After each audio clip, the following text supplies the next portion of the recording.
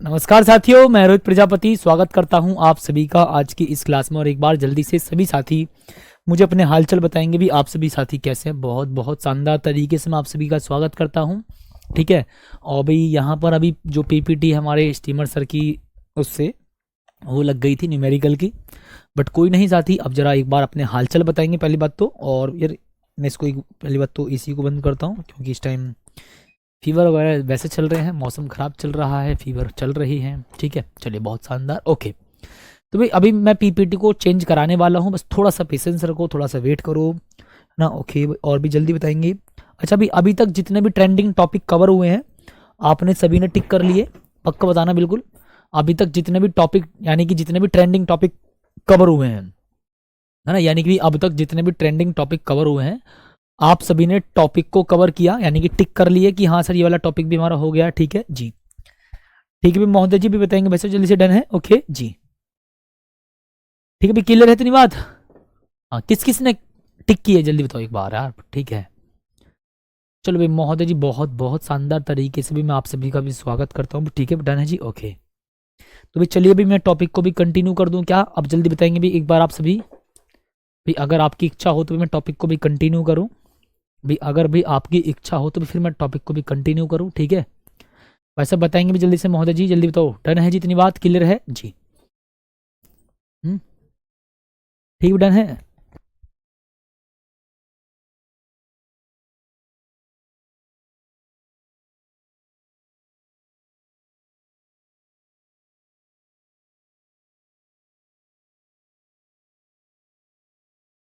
थोड़ा सा वेट कर लो, 1-2 मिनट। ठीक है, आज हमारे स्टीमर सर कुछ कलाकारी कर रहे हैं। ठीक है, ओके, इन्होंने बेचारों ने फिर दोबारा सुबह वाली क्लास लगा दी। ठीक है, बस थोड़ा सा वेट कर लो, कोई दिक्कत नहीं है। अच्छा, कल कल भी कल जो भी साथी भी मुझे मीटअप में मिले और भी मैं उनके साथ फ़ोटो वगैरह नहीं करा पाया हूँ ज़्यादा, यानी कि मतलब बहुत सारे बच्चों की ये है कि सर जी पर्सनल फ़ोटो नहीं कराया, तो भी देखो यार उसके लिए मैं माफ़ी चाहूँगा। भीड़ बहुत ज़्यादा थी और आप सभी मेरे पैर पर चढ़ गए थे, बट मैं वहाँ पर शो नहीं कर रहा था बार बार। ठीक है, लेकिन पेन बहुत भयंकर हो रहा था और स्वेलिंग भी हो गई थी। ठीक है, पैर में। और कुछ मैंने आपको बताया भी था, फीवर भी है। बट पहले से प्लान था ये पूरा आज का इवेंट, यानी कि मतलब कल मुझे जाना भी था, तो मैं पहुंचा भी आप सभी के बीच में, थोड़ा लेट हुआ वो बात अलग है। बट साथ ही फिर भी कोई दिक्कत नहीं। ठीक है, आप सम्मान समारोह में आओ, मेहनत करो। ठीक है, आपके साथ बेहतरीन तरीके से फ़ोटो कराएंगे, सबसे आराम से मिलकर बातचीत करेंगे। ठीक है जी, ठीक है डन है जी। हाँ ओके, तो बहुत बहुत शानदार तरीके से भी आप मेहनत करो। ठीक है, और मिलेंगे आप सभी से, आगे कंटिन्यू करेंगे, काफ़ी बार मिलेंगे, टेंशन ना लो। ठीक है, इस बात की आप। चलिए बहुत शानदार। स्टीमर सर अभी जल्दी से कर रहे हैं अभी अपने काम को।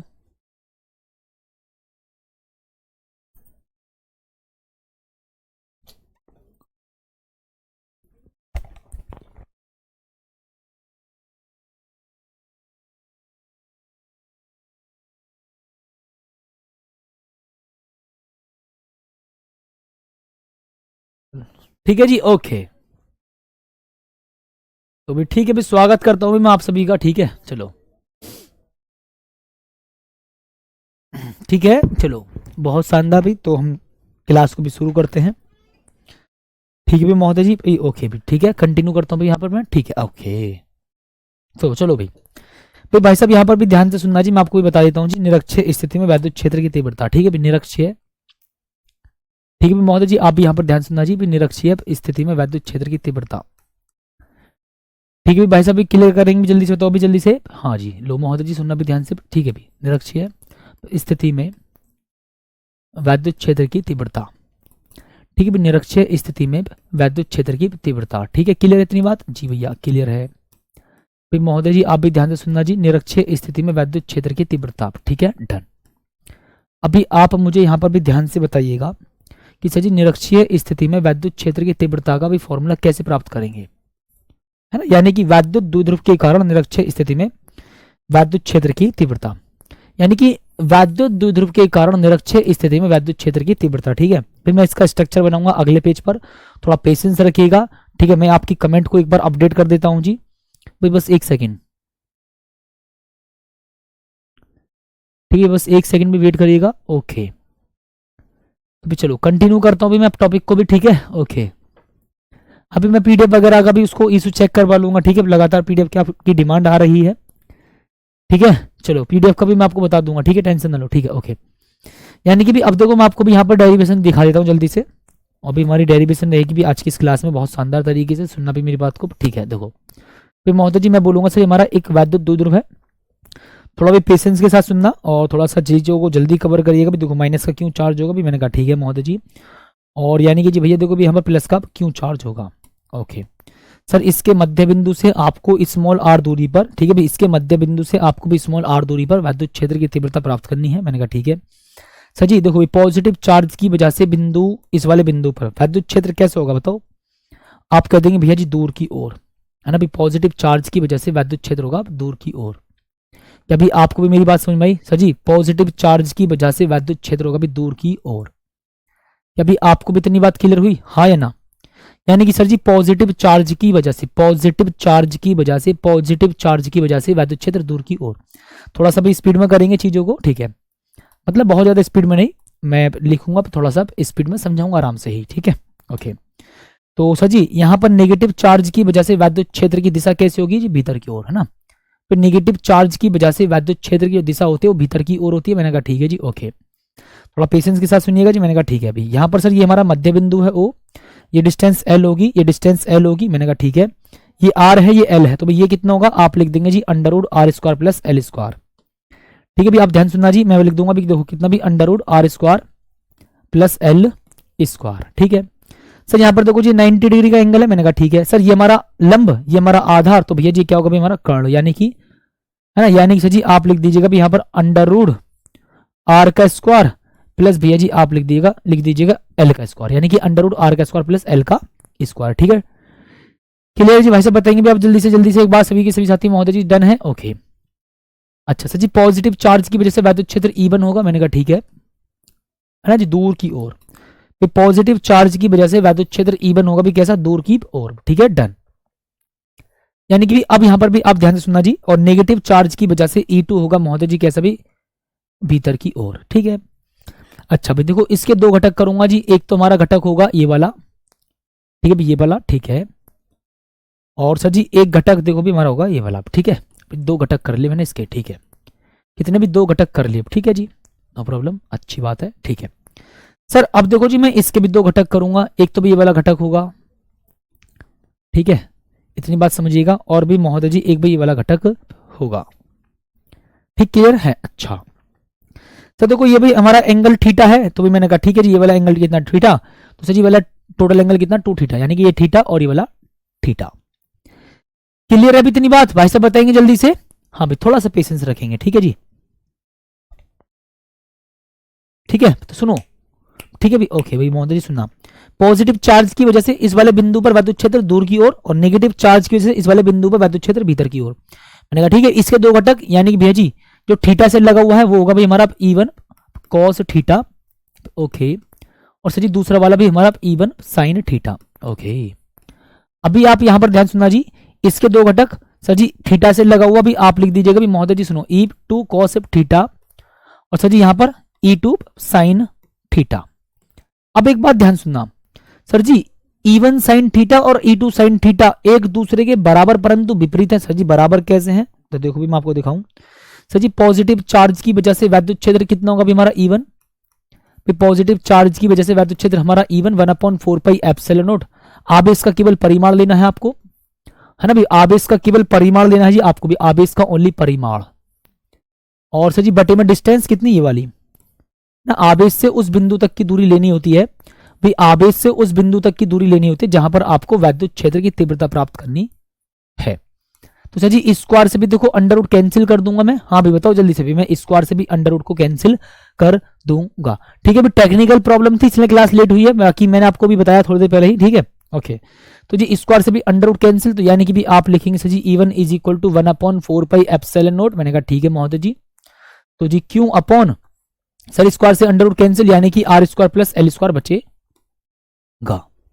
क्लियर इतनी बात, हाँ भाई साहब बताएंगे भी जल्दी से। मैंने कहा ठीक है। अच्छा एक बात सुनना जी, भाई आप लिख देंगे ना भाई महोदय जी सुनो भी E2 इज इक्वल टू, भी आप सुनना जी ध्यान से भी, E2 is equal to 1/4 pi epsilon naught. मैंने कहा ठीक है, डन है जी। और सर जी क्यू अपॉन अंडर रूट कितना लिखेंगे भी आर स्क्वायर प्लस महोदय जी आप लिखना भी कितना भी एल स्क्वायर और स्क्वायर, ओ माय गॉड, अच्छा जी स्क्वायर कर दो इसका ना। यानी कि सुनो भाई, इस माइनस क्यू आवेश की वजह से इस वाले बिंदु पर वैद्युत क्षेत्र कितना होगा, आप लिखेंगे sir ji 1/4 pi epsilon naught आवेश बटे डिस्टेंस का स्क्वायर, सर जी स्क्वायर से अंडर रूट कैंसिल हो जाएगा। ठीक है भी, स्क्वायर से भी अंडर रूट महोदय जी क्या बोल देंगे भी कैंसिल हो जाएगा भी। मैंने कहा ठीक है भी, ओके भी ओके। तो देखो जी भी 1/4 पाई एप्सिलॉन नॉट बोल दूंगा जी। मैंने कहा ठीक है, ठीक है भी कितना बोलेंगे sir ji 1/4 pi epsilon not.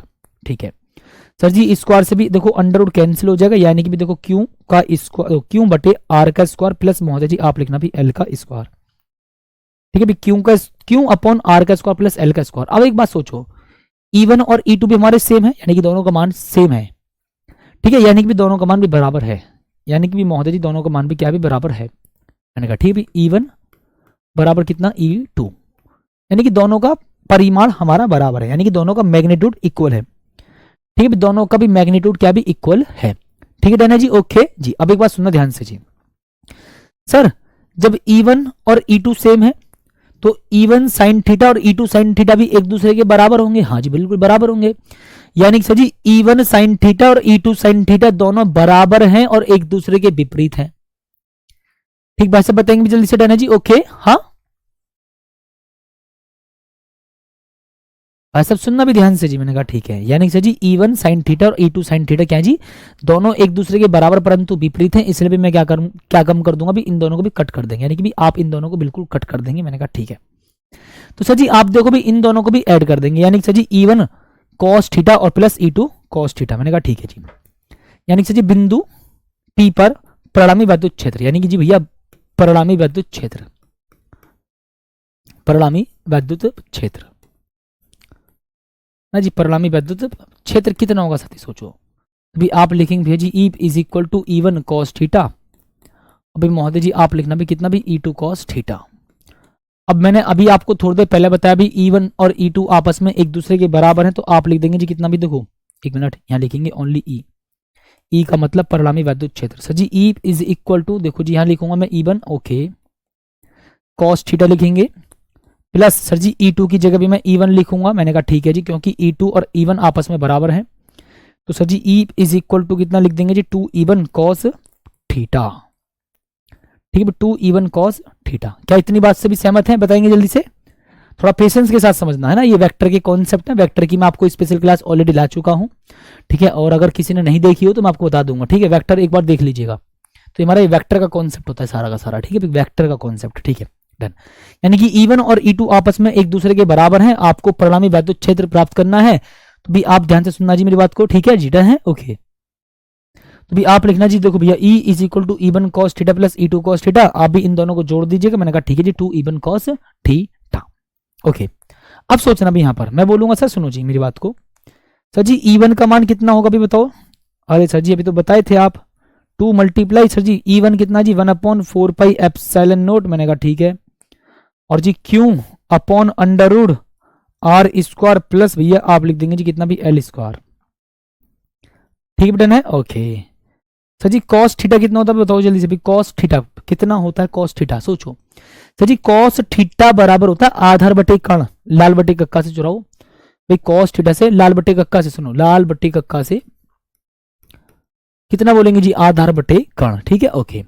Sir जी आधार कितना भी देखो थीटा से लगा हुआ हमारा आधार होगा, है ना, थीटा से भी लगा हुआ क्या होगा भाई हमारा आधार। सोच लेना महोदय जी, थीटा से लगा हुआ कितना होगा भाई हमारा आधार होगा, यानी कि आधार है, और 90 के जस्ट सामने क्या होता है हमारा कर्ण, यानी कि लंब बटे सुना एल अपॉन कितना under root R square plus L square. ठीक है, यानी सर जी सुनो cos theta is equal to आधार बटे कर्ण, तो सर जी थीटा से लगा हुआ ये आधार होगा एल, मैंने कहा ठीक है ये कर्ण होगा, यानी कि L upon under root R square plus L square. ठीक है, यानी कि भी महोदय जी आप लिखना भी देखो L upon under root R square plus कितना बोल देंगे जी भैया एल स्क्वायर। ठीक है डन है जी भैया, लो क्या भी आप मेरी इस बात से भी सहमत है जी। अब एक बात सुनना, थोड़ी सी बात सुनना जी, क्यू इंटू 2L पास पास लिख दो। हाँ जी सर, डेरिवेशन हमारा समाप्त होने पर जा रहा है, थोड़ा सा वेट करेंगे, थोड़ा सा वेट कर लो बस। ठीक है ओके। सर जी ई इज इक्वल टू 1/4πε0 बोल देंगे जी, मैंने कहा ठीक है। और सर जी Q इंटू 12 लिख देंगे। ओके, Q इंटू 12, ताकि मैं इसकी जगह P लिख सकूं। सर जी यहां पर R square plus L square की पावर कितना 1 मान लेंगे, नहीं मान लेंगे, ओखा। और सर जी यहां पर अंडर रूट का मतलब होता है पावर 1/2। भैया जी अंडर रूट का मतलब होता है पावर 1/2। तो भैया जी अंडर रूट का मतलब होता है पावर 1/2। तो यानी सुनना जी ध्यान से भी, गुणा में घाते जुड़ जाती है, अंडर रूट यानी कि R square plus L square की पावर कितना जी 1 + 1/2। क्लियर है भैया? मैथमेटिशियन वाले बहुत आराम से समझ जाएंगे, बायोलॉजी वाले बहुत आराम से समझ जाएंगे। समझ कौन भी नहीं पाएगा? कोई नहीं, सबको समझ में आएगा। ठीक है, डन है, ओके। अच्छा सर जी यहाँ 1 में 1/2 को ऐड करूंगा, कितना आएगा भाई साहब 3/2। सर जी 1/4πε0, मैंने कहा ठीक है जी। Q इंटू 2L की जगह P लिख देंगे, मैंने कहा ठीक है। Sir ji R square plus कितना बोल देंगे भी एल स्क्वायर, और सर जी पावर कितनी भी 3/2। ठीक है, अच्छा अब एक बात सोचो सर जी, जो आर का मान है ना वो एल की तुलना में काफी ज्यादा है। तो सर जी आर स्क्वायर जो है ना वो बहुत ज्यादा होगा भी किससे, एल स्क्वायर से। तो भी आप महोदय जी क्या करेंगे भी एल स्क्वायर को नगण्य मान लेंगे भैया, इसको छोड़ देंगे। यानी कि आर स्क्वायर की तुलना में एल स्क्वायर की कोई वैल्यू नहीं है, तो भी एल स्क्वायर को नगण्य मानने पर। ठीक है, डन है, ओके। यानी कि सर जी एल स्क्वायर को भी आप कितना कर देंगे भैया जी, आप भी एल स्क्वायर को महोदय जी नगण्य मान लेंगे। यानी कि भी आप इसमें वैल्यू को पुट कर दो। यानी कि भी आप साथ ही कितना लोग बोल देंगे जी, देखो भी E इज इक्वल टू भी 1/4πε0 लिख देंगे जी, मैंने कहा ठीक है। P अपॉन सर जी कितना आर स्क्वायर, और सर जी पावर कितना 3/2। क्लियर है? यानी कि भी मैंने एल स्क्वायर को गायब कर दिया। यानी कि जैसे हाथी के बराबर में चींटी होती है, हाथी के बराबर में चींटी खड़ी हो, तो क्या आप चींटी को कोई वैल्यू समझ पाओगे? बताओ जल्दी से। ठीक है, निहारी का बायोलॉजी वाले कम समझे होगा, अभी मैं तो बोल रहा हूँ बायोलॉजी वाले बच्चों के सबसे मैं और ज्यादा अच्छा पढ़ाता हूँ। ठीक है, ओके अब सुनो ध्यान से जी, मैंने कहा ठीक है सर जी, घात की मल्टीप्लाई घात में करोगे? हाँ जी भैया, तो 2 से 2 कैंसिल नहीं होगा? अरे सर बिल्कुल होगा। तो भी E इज इक्वल टू महोदय जी आप कितना बोल देंगे भी 1/4πε0, मैंने कहा ठीक है। और सर जी P अपॉन कितना बोल देंगे जी भैया R की पावर 3। अरे सर जी इसको हम इतनी देर से प्राप्त करने के लिए मेहनत कर रहे थे। हाँ अभी सदिश रूप में लिख दे तो इसको, हाँ भाई इसको भी हम सदिश रूप में लिख दे तो भी क्या करेंगे जल्दी से भाई महोदय जी, इसको भी हम अगर सदिश रूप में लिखे तो क्या करेंगे? सर सुनो जी, E vector is equal to minus, minus direction को रिप्रेजेंट करता है, यानी कि वैद्युत क्षेत्र और वैद्युत द्विध्रुव आघूर्ण दोनों एक दूसरे के अपोजिट डायरेक्शन में, इस बात को बताता है। ठीक है, यानी कि भी ई वेक्टर और पी वेक्टर दोनों एक दूसरे के अपोजिट डायरेक्शन में है। ठीक है जी, सर मेरी कमेंट नहीं पढ़ते बेटे, क्रैश कोर्स है ना, बहुत ज्यादा कमेंट बाजी में मत रखना, मैं लास्ट बार रिक्वेस्ट कर रहा हूं आप सभी से। ठीक है, ओके। यानी कि जी इस डायरेक्शन में सर जी देखो भी इस डायरेक्शन में आपको वैद्युत क्षेत्र प्राप्त हो रहा है जी भैया, यानी कि परिणामी वैद्युत क्षेत्र की डायरेक्शन इस डायरेक्शन में है। और सर जी पी वेक्टर, अरे भैया जी माइनस से प्लस की ओर नहीं होता है का? अरे होता तो है यार, मैं कौन सा मने कर रहा हूं, काहे लड़ने को तैयार हो भाई? ओके जी भाई सब डन है जी, क्लियर है जी भैया। यानी कि भी महोदय जी ध्यान से सुनना जी, माइनस से भी प्लस की ओर क्या होता है सोचो भी, वैद्युत द्विध्रुव आघूर्ण, और सर जी परिणामी वैद्युत क्षेत्र की दिशा किस डायरेक्शन में? भी इस डायरेक्शन में। ठीक है, ओके डन। ठीक है भी ओके, तो यानी कि भी हमारी एक डेरिवेशन बहुत बेहतरीन तरीके से भी समाप्त होगी। मैंने कहा ठीक है जी। सुनो सर जी, एक समान वैद्युत क्षेत्र में किसी वैद्युत द्विध्रुव पर लगने वाले बल युग्म का आघूर्ण। ठीक है, सुनो भी ध्यान से जी भैया। ठीक है, अबे समझो बेटा, एक समान वैद्युत क्षेत्र में भी आप ध्यान से सुनना जी, एक समान वैद्युत क्षेत्र में, ठीक है भी, एक समान वैद्युत क्षेत्र में वैद्युत द्विध्रुव पर लगने वाले बल युग्म का आघूर्ण। ठीक है भी, वैद्युत द्विध्रुव पर लगने वाले बल युग्म का आघूर्ण, वैद्युत द्विध्रुव पर लगने वाले बल युग्म का आघूर्ण। ठीक है भी महोदय जी, ओके। यानी कि सर जी वैद्युत द्विध्रुव पर लगने वाले बल युग्म का आघूर्ण, थोड़ा पेशेंस के साथ समझते चलो। ठीक है जी, ओके डन है ना? ठीक है, यानी कि एक समान वैद्युत क्षेत्र में वैद्युत द्विध्रुव पर लगने वाले बल युग्म का आघूर्ण। ठीक है डन। देखो भाई अगर मैं आपसे एक बात बोलूं, ध्यान सुना बेटा, बहुत कम टाइम में आपको बहुत ज्यादा चीजें अचीव करनी है, आपको बहुत कम टाइम में बहुत ज्यादा चीजें अचीव करनी है। ठीक है, एक बात ध्यान सुनना, हम एक घंटे में जहां एक डेरिवेशन में आपको कराता था हर एक की कॉन्सेप्ट, बेटा वो डेरिवेशन आपको थोड़ी जल्दी समझनी होगी, है ना, और थोड़ा दिमाग को खोल करके शार्प तरीके से आपको समझना होगा, विश्वास के साथ चुपचाप समझना पड़ेगा। कॉपी पेन को रखो अपने पास और मोबाइल को अपने से दूर रखो। मैं रिक्वेस्ट आपसे करता हूं, ठीक है, मैं आपके नाम पढ़ूंगा, उसमें कोई फायदा नहीं है, नाम मैं आपका मंच से लूंगा सम्मान समारोह में, वो ज्यादा अच्छा लगेगा, ठीक है। तो बेटा मैं आपसे रिक्वेस्ट कर रहा हूं, अपने कमेंट को रोक दीजिए, बिल्कुल बंद कर दो, कोई दिक्कत नहीं। आपको कोई टॉपिक पूछना है, सर जी ये कैसे हुआ क्यों हुआ, वो पूछिए बस केवल, कि मैं खुद अगर अपनी बात बताऊं, सच बताऊंगा, अगर मैं केवल टाइपिंग करना शुरू कर दूं तो मेरा फोकस सामने नहीं होगा, मैं टाइपिंग पर फोकस होगा, ठीक है। तो इसलिए बोल रहा हूं, ठीक है।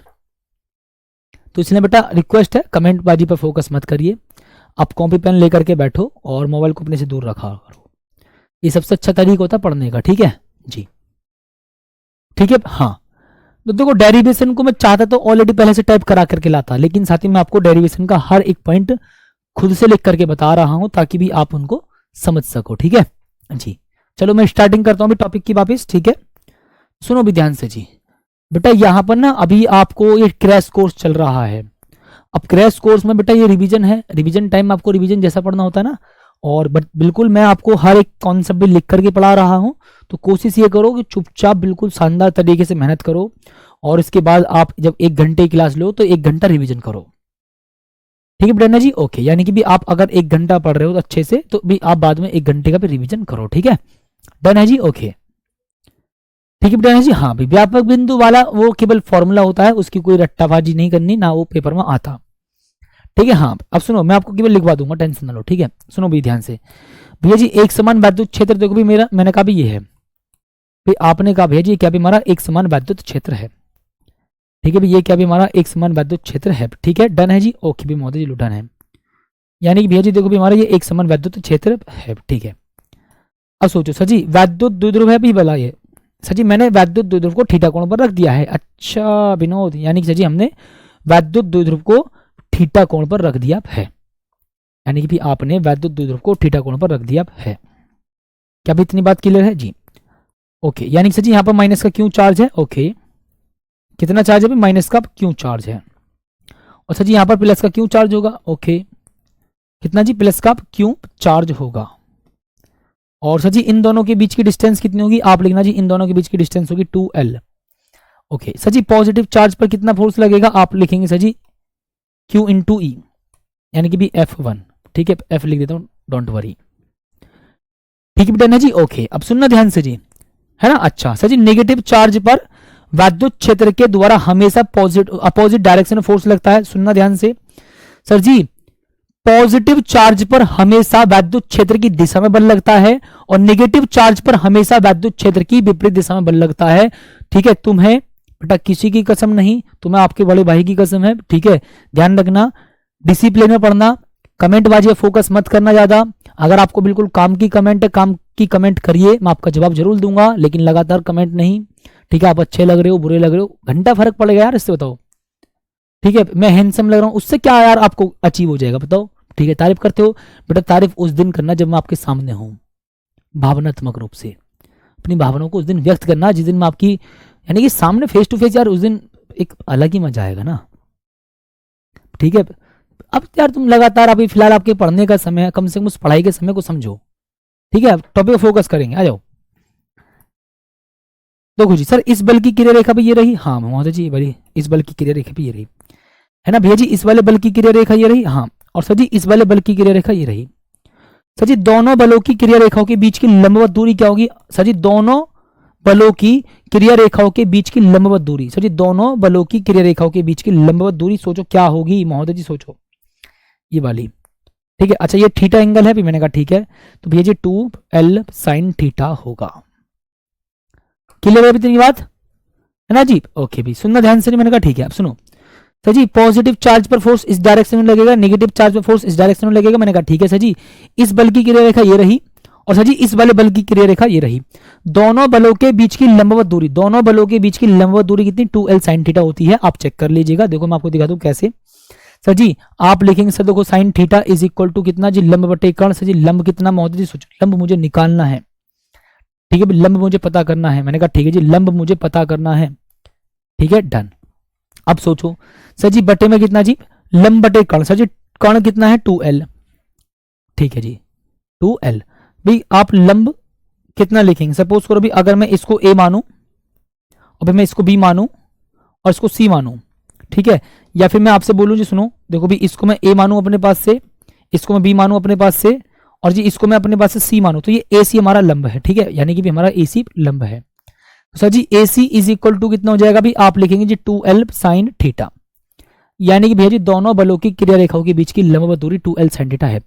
तो जी 2l कैसे आया बेटा, ये आपको याद रखना है, दोनों आवेशों के बीच की अल्प दूरी को हम 2l मानते हैं। ठीक है, बहुत सी किताबों में d मान लेते हैं, बहुत सी किताबों में 2d मान लेते हैं, वो आपकी मर्जी की बात है। ठीक है, तो सर सुनो एक बात सोचना जी, भैया इस वाले आवेश पर बल इस डायरेक्शन में लग रहा है, सर जी इस वाले आवेश पर बल इस डायरेक्शन में लग रहा है, यानी सर जी देखो अब सोचो ऐसे करके सोचना भी, इस पर फोर्स इस डायरेक्शन में लग रहा है, इस वाले पर इस पर फोर्स इस डायरेक्शन में लगा है, यानी कि इस पर फोर्स इस डायरेक्शन में, इस पर फोर्स इस डायरेक्शन में। मैंने कहा ठीक है, तो सर जी यहाँ पर एक बल युग्म का आघूर्ण काम करेगा जो कि इसको वैद्युत क्षेत्र की दिशा में, जो कि इसको वैद्युत क्षेत्र की दिशा में लाने का प्रयास करेगा।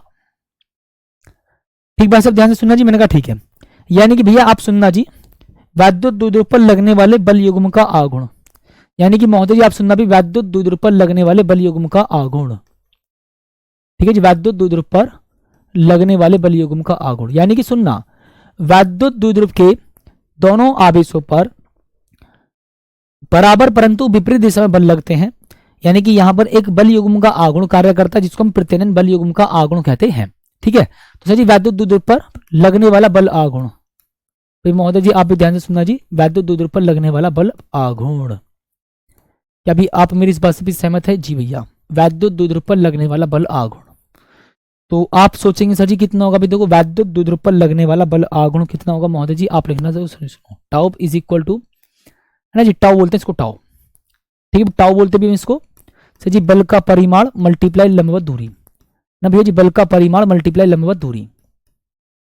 ठीक है जी, बल का परिमाण ओनली, मैग्नीट्यूड, और मल्टीप्लाई भैया जी लंबवत दूरी, लंबवत दूरी। अब एक बात सोचना ध्यान से, सर जी बल का परिमाण कितना होगा भाई साहब बताएंगे भी जल्दी से, सर जी बल का परिमाण कितना होगा यार, सोचो तो सही कम से कम। हाँ जी भाई, बल का परिमाण कितना होगा साथी सोचो। सर जी देखो tau is equal to, sir जी बल का परिमाण होगा Q इंटू ई, यानी कि आवेश मल्टीप्लाई वैद्युत क्षेत्र। ध्यान से सुनना भी, आवेश मल्टीप्लाई वैद्युत क्षेत्र, आवेश मल्टीप्लाई वैद्युत क्षेत्र। ठीक है जी भैया, इस फिगर का स्टेटमेंट खुद से लिखना है, मत लिखो। ठीक है, ओके। तो आप लिखेंगे सर जी देखो लंबवत दूरी कितना भी 2l साइन थीटा। मैंने कहा ठीक है यार, कोई दिक्कत नहीं। अच्छा sir ji tau is equal to Q के पास में 2l लिखो, यानी कि Q इंटू 2l लिखेंगे। ओके, और भी कितना लिख देंगे जी भैया, ई साइन थीटा। ठीक है भी, क्लियर है जी, यानी कि टाउ इज इक्वल टू भी देखो Q इंटू 2l कितना जी P। मैंने कहा ठीक है भी ई, और सर जी साइन थीटा। ठीक है भी, ई साइन थीटा। अब एक बात सोचना यार कम से कम, भैया जी tau is equal to P E sine theta होता है जी भैया। अब एक बात सोचिएगा सर जी देखो भी, टाउ इज इक्वल टू आप लिख दीजिएगा महोदय जी, अगर मैं बोलूंगा 90, यानी कि भी अगर 90 डिग्री है थीटा, भाई ध्यान से सुनना, अगर 90 डिग्री है थीटा तो टाउ मैक्सिमम होगा, यानी कि भैया जी अधिकतम बल आघूर्ण, यानी कि भी tau maximum is equal to आप लिख दीजिएगा महोदय जी पीई मल्टीप्लाई 1, और सर जी यानी कि टोटल कितना टाउ मैक्सिमम पीई होगा। समझ जाओ भी ध्यान से, है ना। साइन थीटा यानी कि कितना होता है 1। ठीक है, साइन थीटा यानी कि 1 होता है, यानी कि मैं लिखूंगा जी साइन थीटा का मान 1, यानी कि सर जी कितना पीई। क्लियर भी, इतनी बात जल्दी से देंगे, डन है, ओके। ठीक है, चलो भी आगे बात करेंगे साथी आप सभी से। ठीक है, अब देखिएगा भी महोदय जी आप ध्यान सुनना जी। मैंने कहा ठीक है भी, ओके भाई सुनना मेरी बात को बहुत प्रेम के साथ। मैंने कहा ठीक है जी भाई सब जल्दी से बताएंगे, डन है जी, हाँ ठीक है। अब सुनो भाई सर जी, आप भी यहाँ पर ध्यान से समझिएगा बेटा, वैद्युत फ्लक्स किसको बोलते हैं जी भैया, हम सोचना भाई वैद्युत फ्लक्स। साथी आप भी यहाँ पर ध्यान से सुनना जी भैया, वैद्युत फ्लक्स किसको कहते हैं भैया, बताओ यार, सोचा करो भाई, सोचा करो कम से कम, वैद्युत फ्लक्स किसको कह देंगे यार। सर जी वैद्युत फ्लक्स किसको कहेंगे, सोचो सर। वैद्युत क्षेत्र में स्थित किसी पृष्ठ से अभिलंबवत गुजरने वाली वैद्युत बल रेखाओं की संख्या को हम वैद्युत फ्लक्स कहते हैं, है ना। सर जी वैद्युत क्षेत्र में, वैद्युत क्षेत्र से गुजरने वाले या वैद्युत क्षेत्र में स्थित किसी पृष्ठ से अभिलंबवत गुजरने वाली वैद्युत बल रेखाओं की संख्या को हम वैद्युत फ्लक्स कहते हैं। बात समझ में आई। सर जी वैद्युत क्षेत्र में स्थित किसी पृष्ठ से अभिलंबवत गुजरने वाली संख्या को हम वैद्युत फ्लक्स कहते हैं। ठीक है बेटा ना जी, ओके। यानी कि सर आप बोल देंगे जी कितना भी ई वेक्टर है, मैंने कहा ठीक है, ओके। सुनो, देखिएगा भाई, वैद्युत क्षेत्र में स्थित, ठीक है भाई, वैद्युत क्षेत्र में स्थित, देखो किसी भी पृष्ठ से अभिलंबवत गुजर रही है ना। यानी कि जी वैद्युत क्षेत्र में स्थित किसी पृष्ठ से, वैद्युत क्षेत्र में स्थित किसी पृष्ठ से अभिलंबवत गुजरने वाली वैद्युत बल रेखाओं की संख्या को हम वैद्युत फ्लक्स कहते हैं। सुनिएगा जी, वैद्युत क्षेत्र में स्थित, ठीक है, वैद्युत क्षेत्र में स्थित किसी पृष्ठ से, ठीक है, किसी पृष्ठ से अभिलंबवत गुजरने वाली, अभिलंबवत गुजरने वाली, अभिलंबवत, ठीक है भाई, अभिलंबवत, अभिलंबवत गुजरने वाली, गुजरने वाली वैद्युत बल रेखाओं की संख्या को, ठीक है, वैद्युत बल रेखाओं की संख्या को, ठीक है महोदय जी, वैद्युत बल रेखाओं की संख्या को, ठीक है, वैद्युत बल रेखाओं की संख्या को वैद्युत फ्लक्स कहते हैं, संख्या को वैद्युत फ्लक्स कहते हैं। क्या भी आप मेरी इस बात से भी सहमत हैं जी ना? यानी कि वैद्युत फ्लक्स कहते हैं, ठीक है, डन, ठीक है, वैद्युत फ्लक्स कहते हैं, ओके, लो जी सर, डन, है ना। यानी कि भैया जी वैद्युत क्षेत्र में स्थित किसी पृष्ठ से अभिलंबवत, वैद्युत क्षेत्र में स्थित किसी पृष्ठ से अभिलंबवत गुजरने वाली वैद्युत बल रेखाओं की संख्या को हम वैद्युत फ्लक्स कहते हैं। ठीक है भी, क्लियर है? अच्छा भैया जी अब ध्यान से सुनिएगा भी मेरी बात को। मैंने कहा ठीक है महोदय जी, सुनो भाई, आप लिखेंगे साथी, देखो जी 5E जो है ना भैया, वो E के अनुक्रमानुपाती है। यानी कि भैया वैद्युत क्षेत्र का मान जितना ज्यादा होगा, वैद्युत फ्लक्स का मान उतना ही ज्यादा होगा। भैया 5E जो है ना वो A के अनुक्रमानुपाती है। यानी कि सर जी 5E जो है ना वो A के अनुक्रमानुपाती, यानी कि पृष्ठ का क्षेत्रफल जितना ज्यादा, यानी कि वैद्युत फ्लक्स उतना ही ज्यादा। अब एक बात सुनना सर जी, 5E जो है ना वो किसके बराबर होता है? भी E vector dot A vector के बराबर होता है। मैंने कहा ठीक है जी, डन है। अच्छा, ये हमारे इंपॉर्टेंट नोट थे, ठीक है भाई, हमारे नोट थे भी, आप ध्यान सुनना जी, क्या भी हमारे नोट थे, ठीक है, डन है जी। हाँ भैया नोट थे, ठीक है, नो प्रॉब्लम। तो sir ji 5E is equal to भी आप लिख दीजिएगा भाई महोदय, कितना आप लिखेंगे जी, E A cos theta, okay. और सर जी थीटा क्या भी हमारा ई वेक्टर और ए वेक्टर के बीच का कोण, ठीक है, थीटा क्या भी हमारा ई वेक्टर और ए वेक्टर के बीच का कोण, थीटा क्या भी हमारा ए वेक्टर और ए वेक्टर के बीच का कोण, ठीक है भाई, के बीच का कोण, डन है जी भैया, के बीच का कोण। क्लियर है इतनी बात? ठीक है जी, वैद्युत फ्लक्स हमारा भी समाप्त हुआ, ठीक है भाई, वैद्युत फ्लक्स भी हमारा समाप्त हुआ, ठीक है जी, ओके डन, ठीक, ओके भाई, नो प्रॉब्लम जी। सुनो अभी यहां पर भी आप ध्यान से सुनिएगा, हम बात करेंगे जी गॉस की प्रमेय के बारे में साथी, ठीक है भाई, गॉस की प्रमेय के बारे में साथी बात करेंगे भी हम, ठीक है जी, गॉस की प्रमेय के बारे में साथी। एक बच्चा कह रहा है सर जी आज पीपीटी नहीं लेकर के आए हो भी, ठीक है यार, एक बात बताओ, डेरिवेशन क्या मैं आपको पीपीटी से कराऊंगा क्या भाई? ठीक है सर जी, गॉस की प्रमेय क्या होती है भाई? भाई सब सोचो भैया, गॉस की प्रमेय महोदय जी क्या होती है भाई? सोचो आखिरकार भाई, गॉस की प्रमेय क्या होती है ना साथी, सोचो एक बार जल्दी से। तो जी गॉस की प्रमेय होती है किसी बंद पृष्ठ से गुजरने वाला कुल वैद्युत फ्लक्स। सोचना भैया, मैंने बना लिया जी कोई बंद पृष्ठ, कैसी भी आकृति का हो, सपोज करो जी मैंने बोला भी कैसी भी आकृति को हो, आलू जैसी आकृति का भी मैंने ले लिया बंद पृष्ठ, ठीक है भाई, कैसी आकृति का ले लिया भी मैंने, आलू जैसी आकृति का एक बंद पृष्ठ ले लिया, कैसी भी आकृति हो एक्स बाई जेड, ठीक है, डन है, ओके। हाँ ठीक है भाई, कैसी भी आकृति का हो, डन है जी, ओके, ठीक है। एक सेकंड यार वेट करो, इस अभी से क्या आपको मैं ब्लॉग लगवाता हूँ, ठीक है, एक सेकंड भाई साहब, इसको मैं निपटाता हूँ पहले, ठीक है, ये लगातार सलाहकारी करता है जी भाई।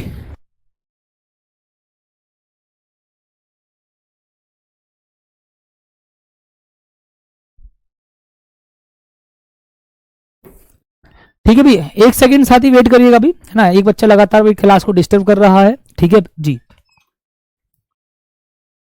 ठीक है। इस अभी से क्या आपका डेटा निकलवाओ जरा, ठीक है। सुनो जी, तो मैं बोलूंगा सर ये हमारा एक बंद पृष्ठ है, मैंने कहा ठीक है जी, और सर इस बंद पृष्ठ के भीतर से जी क्या हमारा आवेश, यानी सर इस बंद पृष्ठ ने कितना आवेश घेर रखा जी, इस बंद पृष्ठ ने क्यों आवेश घेर रखा है, ठीक है जी भाई, इस बंद पृष्ठ ने क्यों आवेश घेर रखा है, ठीक है सर जी, इस बंद पृष्ठ ने क्यों आवेश भी घेर रखा है।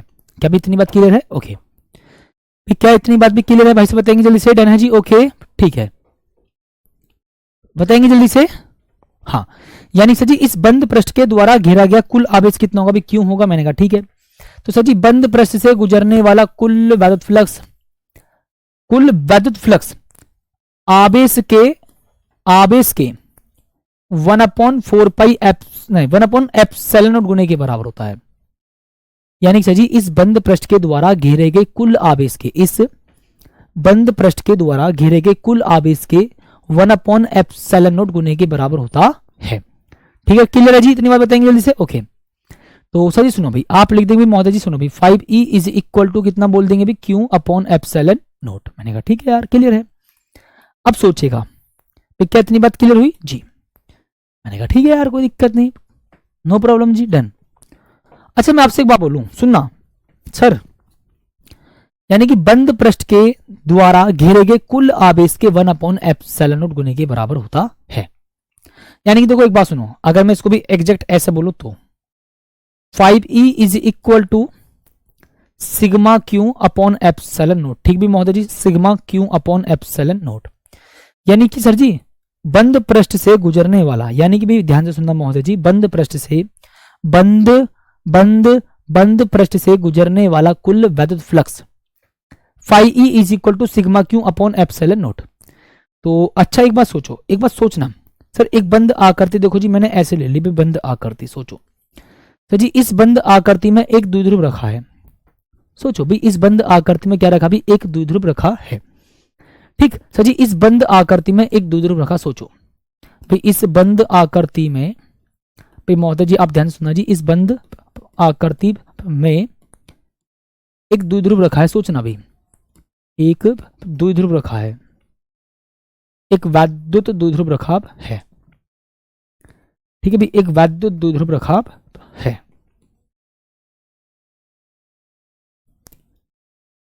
ठीक, क्लियर इतनी बात जी भैया? यानी सर जी इस बंद आकृति में एक वैद्युत द्विध्रुव रखा है, तो बंद आकृति से गुजरने वाला कुल वैद्युत फ्लक्स बताओ।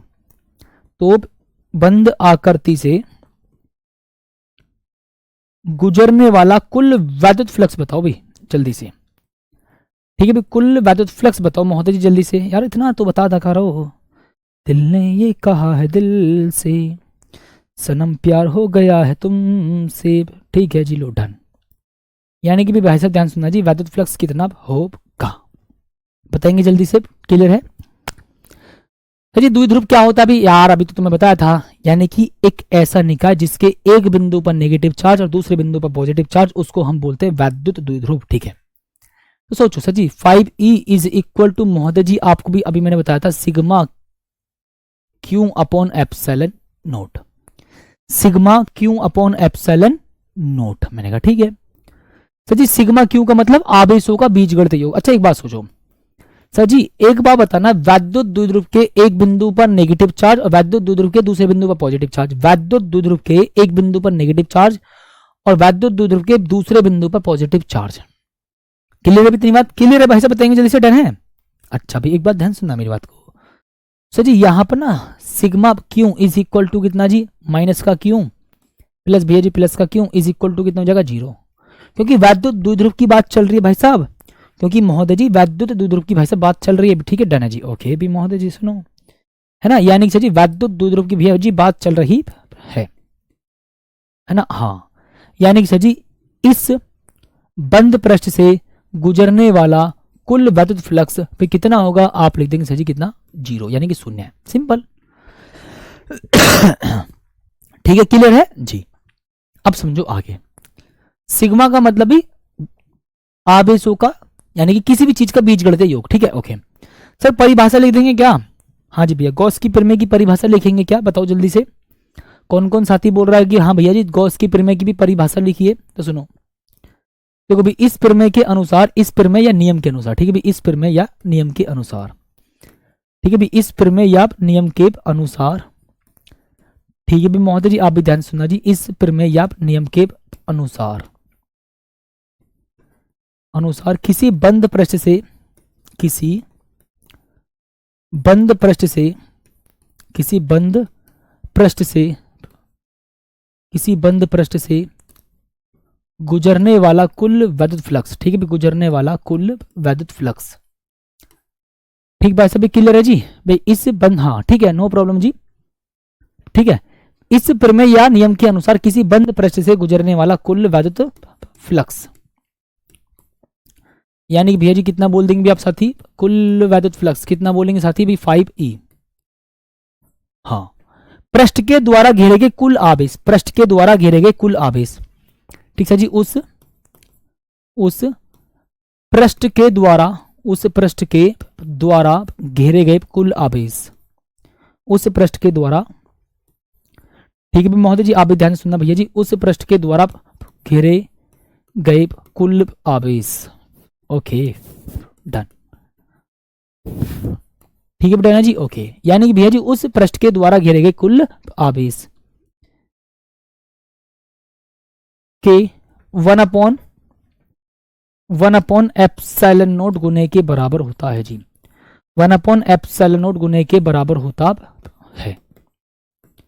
क्या भी क्लियर है जितनी बात, ठीक है, बराबर होता है, नो प्रॉब्लम से डन, ठीक। यानी कि भैया जी इस प्रमेय के अनुसार किसी बंद पृष्ठ से गुजरने वाला कुल वैद्युत फ्लक्स, ठीक है जी, ओके, और बंद पृष्ठ से गुजरने वाला कुल वैद्युत फ्लक्स उस पृष्ठ के द्वारा घेरे गए कुल आवेश के 1/, एप्सिलॉन नॉट गुने के बराबर होता है, ठीक है, ओके, ठीक है, डन है जी, ओके। हाँ, बहुत बढ़िया परिभाषा लिखी है बेटा, लेकिन आप इस परिभाषा को नोटबुक में लिखिए, टाइप करने में समय खराब मत करो, रिक्वेस्ट कर रहा हूं, ठीक है जी।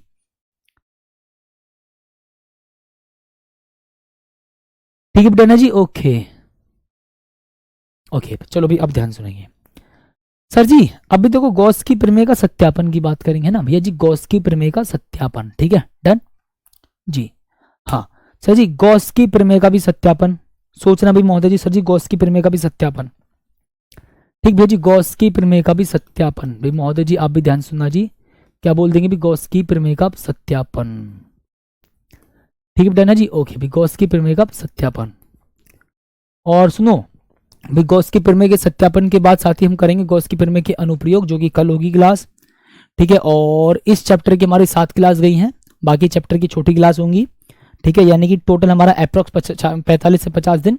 मैं तो फिजिक्स का भैया 50 दिन ही मान करके चलूंगा, मैंने आपको पहले ही बोल दिया है, ठीक है जी, ओके। तो भैया जी गॉस की प्रमेय का भी कितना बोल देंगे आप, सत्यापन बोल देंगे जी, मैंने कहा ठीक है महोदय जी, ओके। अब सुनो भी ध्यान से जी, मैंने कहा ठीक है सर, देखो भी मैंने बोला भैया जी, एक हमने एक बंद आकृति भी हमने कुछ इस प्रकार से ले ली, ठीक है, थोड़ा अजीब सी आकृति हो गई, ठीक है, ओके। तो देखो जी भैया, आप बोलेंगे सर जी देखो एक बंद आकृति भी हमने कुछ इस प्रकार से भी ले ली है, ठीक है डन। और सर जी यहाँ पर देखो भी आवेश कितना मैंने मान लिया जी, सर यहाँ पर आवेश है जी क्यों, पॉजिटिव चार्ज है बिंदु ओ पर, तो सर जी इससे स्मॉल आर दूरी पर भी, इससे स्मॉल आर दूरी पर यहाँ पर, ठीक है जी, इससे भी स्मॉल आर दूरी पर यहाँ पर, ठीक है भैया आप ध्यान सुना जी, ठीक है, यानी कि जी यहाँ पर प्लस क्यों आवेश है, यानी कि सर जी इस पृष्ठ के द्वारा घेरा गया कुल आवेश, यानी कि सर जी इस पृष्ठ के द्वारा घेरा गया कुल आवेश कितना है जी, क्यों है, ठीक है। तो सर मैं एक काम करूंगा, भी ध्यान सुनना जी सर, इस पॉजिटिव चार्ज की वजह से वैद्युत क्षेत्र दूर की ओर होगा, हाँ जी भैया, इस पॉजिटिव चार्ज की वजह से वैद्युत क्षेत्र भी कैसा होगा सर जी, दूर की ओर होगा, मैंने कहा ठीक है। और सर जी क्षेत्रफल सदिश पृष्ठ के लंबवत बाहर की ओर, है ना सर जी, क्षेत्रफल सदिश पृष्ठ के लंबवत बाहर की ओर, सोचो सर जी क्षेत्रफल सदिश ऐसे पृष्ठ के लंबवत कैसा जी, बाहर की ओर, मैंने कहा ठीक है यार कोई प्रॉब्लम नहीं।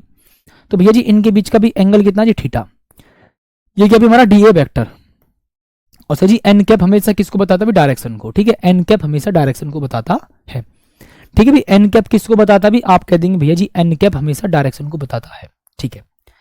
अच्छा अब सर सोचो भी, मैं बोलूंगा एक काम करो भैया, यहाँ पे मैं इस वाले एक अल्पांश की कल्पना करूंगा जी, किसकी भी, एक अल्पांश की कल्पना करूंगा, यानी सर जी आप ना इस पूरे पृष्ठ का अल्पांश ले लो डी ए, यानी कि भी आप पूरे पृष्ठ के क्षेत्रफल को देखेंगे तो सर जी क्षेत्रफल होगा ए, यानी सर जी इस बंद पृष्ठ का, इस पूरे के पूरे बंद पृष्ठ का क्षेत्रफल ए है, यानी कि सर जी इस पूरे के पूरे बंद पृष्ठ का, इस पूरे के पूरे बंद पृष्ठ का क्षेत्रफल कितना भी ए है, तो सर जी मैंने इसका क्षेत्रफल कितना मान लिया भी डी ए, मैंने कहा ठीक है यार। और सर जी इसके द्वारा, है ना, इस अल्पांश गोलीय पृष्ठ के द्वारा, इस अल्पांश गोलीय पृष्ठ के द्वारा यहां बिंदु ओ पर बनाया गया कोण कितना होगा, सोचो भाई, इस अल्पांश गोलीय पृष्ठ के द्वारा इस बिंदु ओ पर बनाया गया कोण कितना होगा? सोचो भाई महोदय जी, सोच लो यार, इतना देर मत लगाया करो। सर जी इस अल्पांश पृष्ठ के द्वारा इसके भैया जी केंद्र पर या भैया इस बिंदु ओ पर बनाया गया कोण कितना होगा? सर जी उसको बोलेंगे घन कोण डी ओमेगा। कितना बोलते हैं अभी इसको? भी हम बोलते हैं घन कोण डी ओमेगा, घन कोण डी ओमेगा। ठीक है जी, ओके भाई, घन कोण डी ओमेगा। ठीक है, तो सर जी देखो भी आप लिखेंगे सर जी बंद पृष्ठ से गुजरने वाला कुल वैद्युत फ्लक्स, इस अल्पांश से गुजरने वाला वैद्युत फ्लक्स कितना होगा? डी फाई ई। सो जी सोचो भैया, अल्पांश पृष्ठ से गुजरने वाला फ्लक्स कितना होगा? सर जी आप लिखेंगे जी E D F cos theta. बस अभी क्लियर है जी? हाँ, यानी कि सर जी इस अल्पांश पृष्ठ से, सोचो यार, इस वाले अल्पांश पृष्ठ से गुजरने वाला वैद्युत फ्लक्स कितना होगा जी? E D F cos theta. Sir जी D 5e is equal to, भैया जी सुनो भाई, ई कितना भैया? 1/4 पाई एप्सिलॉन नोट लिखेंगे जी। ओके, और जी क्यू अपॉन आर स्क्वायर, और सर जी D F cos theta. Clear है यार, कोई दिक्कत नहीं। सर जी d5e लिखूंगा, ठीक है। 1/4 पाई एप्सिलॉन नोट लिख देंगे जी, मैंने कहा ठीक है। क्यू अपॉन आर स्क्वायर लिखेंगे जी, नहीं, एक काम करता हूं, इसको ऐसे लिखूंगा भाई, Q upon 4 pi epsilon nought, और सर जी डी एफ कॉस थीटा, और बटे महोदय जी आप लिखना भी कितना? Are square. क्लियर है जी? हाँ सर सही बात है भाई, क्लियर है। अच्छा, यानी कि सर जी इस अल्पांश पृष्ठ से गुजरने वाला वैद्युत फ्लक्स कितना? डी फाई ई, थोड़ा सा वैद्युत फ्लक्स, थोड़े से क्षेत्रफल से थोड़ा सा वैद्युत फ्लक्स गुजरेगा भाई, थोड़े से पृष्ठ से थोड़ा सा ही वैद्युत फ्लक्स गुजरेगा, यानी कि सर जी D phi E is equal to E D A cos theta. E का मान यहां लिख देंगे, डी ए कॉस थीटा ये रहा sir ji, Q upon 4 pi epsilon nought D A cos theta बटे आर स्क्वायर। सर जी D A cos theta upon R square भी देखो, अगर किसी को याद नहीं है तो भी याद रख लीजिएगा, रिक्वेस्ट कर रहा हूं जी। ठीक है, किसी अगर नए बच्चे को याद नहीं है तो भी याद करना जी, Q upon 4 pi epsilon nought, इसको मैं बोलूंगा जी कितना भी? D omega. यानी कि भैया जी D phi E is equal to Q upon 4 pi epsilon nought, और सर जी डी ओमेगा। मैंने कहा ठीक है सर, अगर मुझे कुल पृष्ठ सुना, कुल वैद्युत फ्लक्स प्राप्त करना है, अगर मुझे थोड़ा सा मान पता हो, सोचो अगर मुझे थोड़ा सा मान पता हो और मैं उसका समाकलन कर दूं तो मुझे कुल मान पता चल जाएगा। यानी कि अगर आपको मेरी इतनी सी लंबाई पता है और आप उसका समाकलन कर दो तो आपको कुल लंबाई पता चल जाएगी। अच्छा विनोद, ऐसी भी बात है? हाँ जी भैया, यानी कि भी कुल वैद्युत फ्लक्स, यानी कि भैया जी बंद पृष्ठ से गुजरने वाला कुल वैद्युत फ्लक्स, यानी कि भी महोदय जी बंद पृष्ठ से गुजरने वाला कुल वैद्युत फ्लक्स, बंद पृष्ठ से गुजरने वाला कुल वैद्युत फ्लक्स, यानी कि भैया जी 5e is equal to B closed integration, अभी महोदय जी कितना लिख देंगे? d5e। ओके सर जी आप भी ध्यान सुनना जी, देखो भी 5e, यानी कि भी आप देखेंगे भैया जी 5e is equal to closed integration. ठीक है भी, क्लोज्ड इंटीग्रेशन। सर जी d5e कितना? देखो जी Q upon 4 pi epsilon D omega. मैंने कहा ठीक है यार, लिख दो यार, कोई दिक्कत नहीं जी। ठीक है भी, Q upon 4 pi epsilon naught, मैंने कहा ठीक है, और सर जी डी ओमेगा। अब ठीक है यार, ये कांस्टेंट है, बाहर निकालो इसको, क्योंकि भी आवेश का मान तो सेम ही रहेगा अब, और बटे में 4 पाई एप्सिलॉन नोट। अच्छी बात है, ठीक है सर जी। क्लोज्ड इंटीग्रेशन लिखूंगा भी, मैं लिखूंगा भी डी ओमेगा। सर जी डी ओमेगा का समाकलन कितना होगा भी? ओमेगा। ठीक है, डी ओमेगा का भी समाकलन कितना होगा भी महोदय जी? आप लिख देंगे भी ओमेगा, यानी कि Q upon 4 pi epsilon note लिखेंगे जी भैया, और जी इसका समाकलन कितना भी? ओमेगा। सर जी ओमेगा बराबर होता है 4 पाई। ठीक है भी, ओमेगा बराबर महोदय जी होता है भी कितना भी? 4 पाई। ठीक है सर जी, आप इसमें ट्रेंडिंग टॉपिक भी करा रहे हैं। अरे भैया गॉस की पिरामिड देखो यार, ट्रेंडिंग टॉपिक वाली क्लास में जा करके मुंह उठा करके देखो ना यार, काहे टेंशन ले रहे हो जी? भैया जी 5e इज इक्वल टू भी, आप ध्यान से सुनना जी भैया, Q upon 4 pi epsilon nought. Sir जी ओमेगा की जगह कितना बोलेंगे भी? 4 पाई। ठीक है जी भैया, लो डन। तो सर जी आप देखेंगे जी, देखो भी कितना 4 पाई से भी 4 पाई कैंसिल हो जाएगा। मैंने कहा ठीक है, तो सर जी आप कितना लिख देंगे जी? देखो भी 5e इज इक्वल टू कितना भी? Q upon epsilon nought. लो भैया हमारी डेरिवेशन समाप्त। यही तो गॉस कीपर में है। हाँ यार, हमने सिद्ध कर दी भाई, यही तो गॉस कीपर में है। ठीक है, ठीक है, क्या बोलेंगे भी? यही गॉस कीपर में है। अच्छा भी, अब एक बात सोचो ध्यान से भी, महोदय जी सुनना भी मेरी बात को भी, महोदय जी सुनना। ठीक है भी, यही गॉस कीपर में है।